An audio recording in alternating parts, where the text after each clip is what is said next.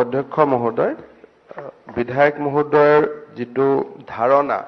যে প্ৰথমবাৰৰ বাবে চাইল্ড ম্যাৰেজ প্ৰহিবিশন অফিচাৰ নিযুক্তি কৰা হৈছে, এটা তথ্যৰ ওপৰত প্ৰতিষ্ঠিত নহয়।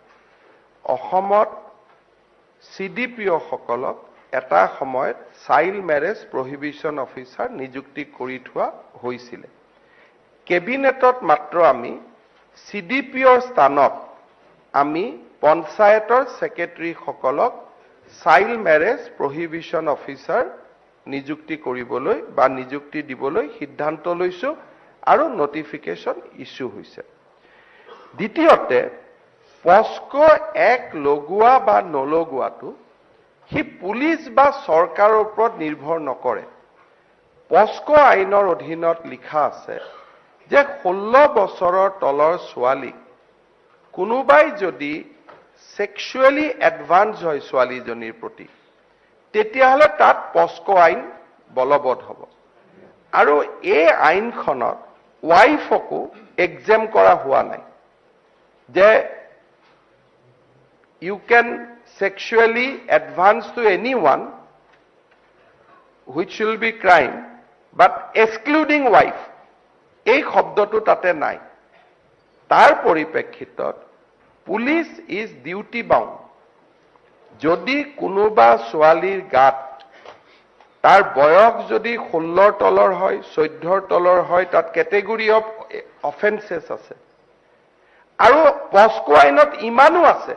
যে বিধায়ক এজনেও যদি গম পায় যে এই ছোৱালীজনীৰ ওপৰত কোনোবাই হাত দিছে, এনিবডি, তেওঁ গম পোৱাৰ লগে লগে ইয়াত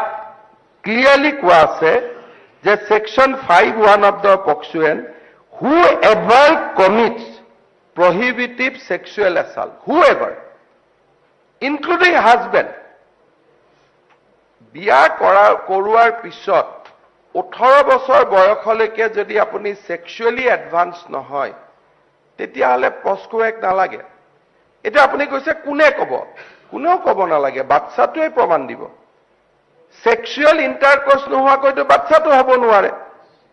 আৰু সেই ছোৱালীজনীয়ে যে সন্তান জন্ম দিছে, সেই এভিডেন্সটো আমাৰ লগত আছে। গতিকে 14 বছৰ জেল কনফাৰ্ম হ'ব। যিসকলে ছোৱালীক বিয়া কৰালে বাচ্চা জন্ম নোহোৱাকৈ আছে, তেওঁলোকৰ ওপৰত পস্কো এক হয়তো প্ৰমাণ কৰাত আমাৰ দিগদাৰ হ'ব পাৰে, ছোৱালীজনীয়ে কোৰ্টত নকব পাৰে। কিন্তু বাচ্চা থাকিলেতো তেওঁ কব নোৱাৰে যে উইদাউট ইন্টাৰকোৰ্স মোৰ বাচ্চা জন্ম হৈছে বুলি।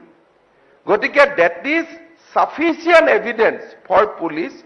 Two book any person under the POCSO act. আৰু ইয়াত যদি আপোনালোকে লেংগুৱেজ চাই, তাত লিখা আছে as per section 5(1) of the POSCO Act, whoever commits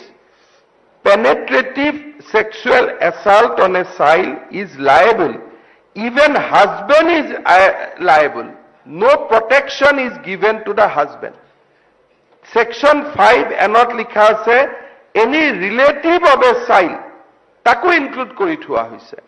Aru যিকোনো ক্ষেত্ৰতে ছোৱালীজনীক পস্কো এক্টে কয় যে ছোৱালী এজনীৰ ওপৰত কোনোবাই যদি হাত দিয়ে, ইট যৌন from sexual point of view, it should be considered as a rape.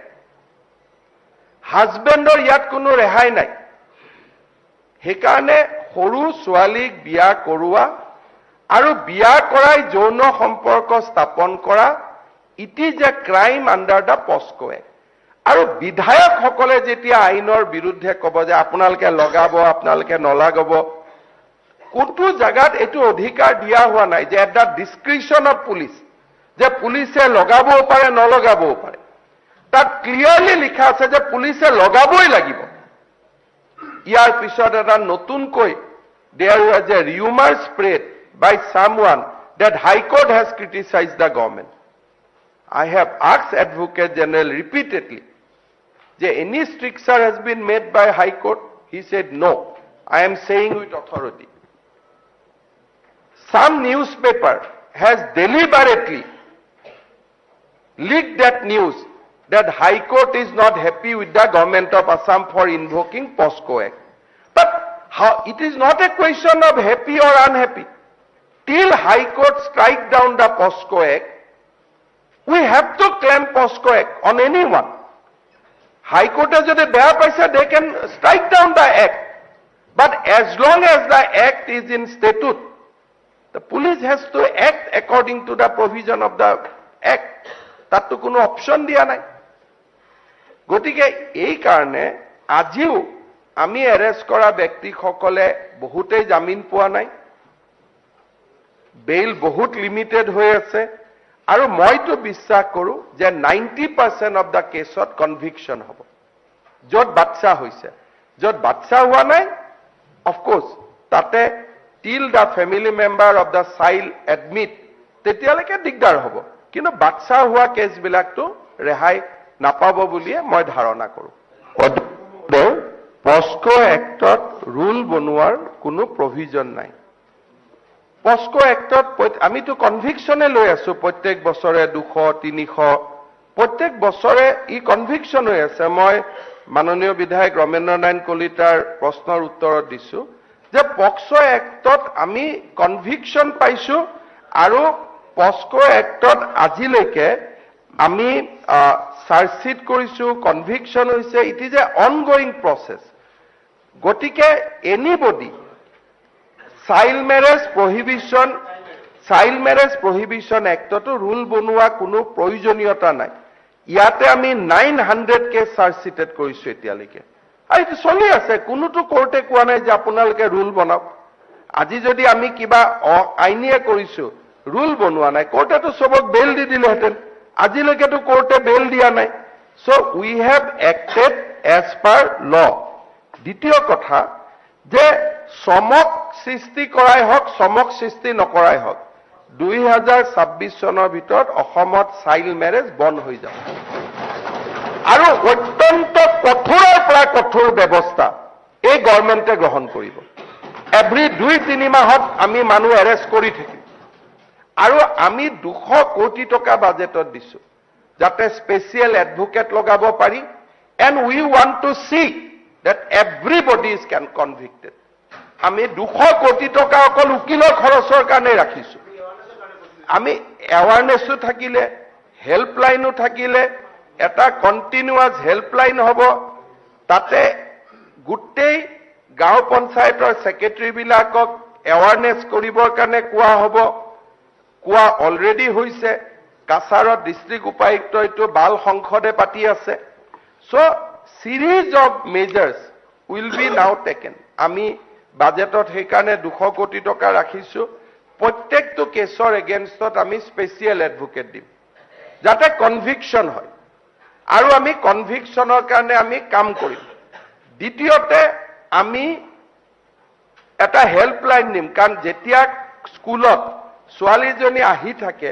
দুদিন পিছত ছোৱালীজনী নাহা হয় লগত বেঞ্চত বহা ছোৱালীজনীয়ে গম পায় যে এই ছোৱালীজনীক বাপেক মাকে জোৰ কৰি বিয়া দিলে তাইৰো মনত ভয় আৰম্ভ হয় এতিয়া তাই এটলিষ্ট এটা অপশন পাব যে মনে মনে আমাক ফোন কৰি জনাব পাৰিব এৱাৰনেস থাকিব আৰু যিসকল ছোৱালী ভিকটিম হয় তেওঁলোকক আমি ৰিহেবিলিটেশনৰ কাৰণে কাম কৰিম স্কলাৰশিপ দিয়া পঢ়ুৱা তেওঁলোকৰ ফ্ৰী এডুকেশনৰ ব্যৱস্থা কৰা দেউতাক মাকৰ ঘৰলৈ যেতিয়া আমি তেওঁলোকক ঘূৰাই পঠাম লগত আমি অৰুণোদয় ফ্ৰী ৰাইস গুটেইখিনি গভৰ্ণমেণ্টৰ স্কিম দি পেলাই আমি তেওঁলোকক ঘূৰাই পঠাম সো উই হ্যাভ এ আমাৰ এটা দীঘলীয়া ব্যৱস্থা আমি হাতত লৈছো আৰু 2026 চনৰ ভিতৰত এটো বন্ধ হ'ব আৰু মই বিধায়কসকলকো আহ্বান জনাম যে আমাৰ এটা দায়িত্ব 11 বছৰত মানুহ বাচ্চা হৈছে এইবাৰটো মই বহুত কেইখন সংবাদ মাধ্যমৰ ভূমিকাত মই অত্যন্ত দুঃখিত কোনেওতো নিজৰ ছোৱালীক 11 বছৰত বিয়া নিদিয়ে আমাৰ অসমত এটা প্ৰৱণতা যে বেলেগৰ ছোৱালীয়ে কষ্ট পালে তাত আমি ৰাজনৈতিকভাৱে কাবাক বিপদত পেলাব পাৰো নেকি আমি চেষ্টা কৰি থাকো এটো অত্যন্ত দুখনীয় যে এডিটোৰিয়েল আৰ্টিকল ওলাইছে যে গভৰ্ণমেণ্টে কিয় পস্কো লগালে আৰে চিফ মিনিষ্টাৰে পস্কো লগাব পাৰে নেকি কক পস্কো এখন উঠাই দিব লাগে বুলি আৰু সেই পস্কো এক্টত কালি যদি তেওঁ ছোৱালীজনী কোনোবাই ধৰ্ষণ কৰে তেতিয়া পস্কো এক লাগিব নে নাই তেওঁ নিজৰ বিবেকক খুদক এইটোতো অত্যন্ত এটা লজ্জিত ভূমিকা ললে আমাৰ বহুত কেইজন ইণ্টেলেকচুৱেলে টাইমছ অফ ইণ্ডিয়া পেপাৰৰ গুৱাহাটী কৰস্পণ্ডেঞ্চেটো হাইকোৰ্টত ভুল কোট কৰি দিল্লীত নিউজ পঠাই দিলে ইনক্লুডিং হিন্দু